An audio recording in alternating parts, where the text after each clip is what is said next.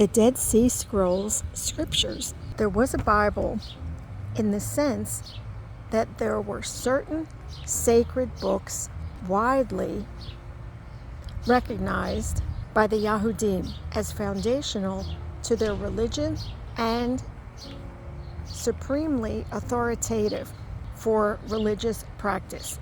There was not, however, a Bible in the sense that the leaders of the general Yahudim community had specifically considered, debated, and definitively decided the full range of which books were supremely and permanently authoritative and which ones, no matter how sublime, useful, or beloved, were not.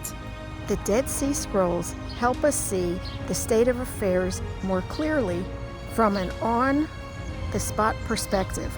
The Bible, or more accurately then, the Scriptures, would have been a collection of numerous separate scrolls, each containing usually only one or two books.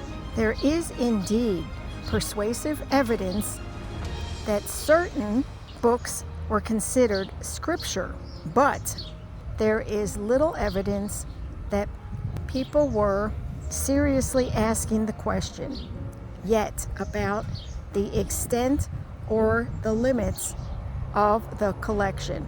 The crucial question for a Bible or canon, which books are in and which books are outside this most sacred collection.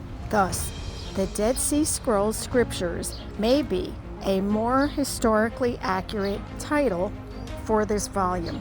At any rate, it presents the remains of the books for which there is good evidence that Yahudim at that time viewed them as sacred scripture.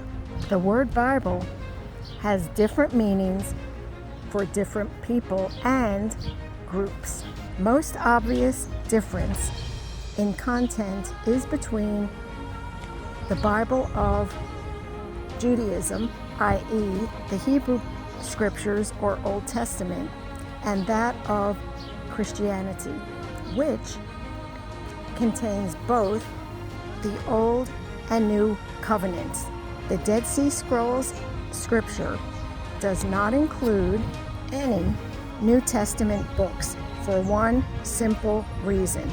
By the time the vast majority of the scrolls had been copied in 68 CE, the New Testament was only beginning to be written. Not surprisingly then, there are no copies of New Covenant books among the scrolls.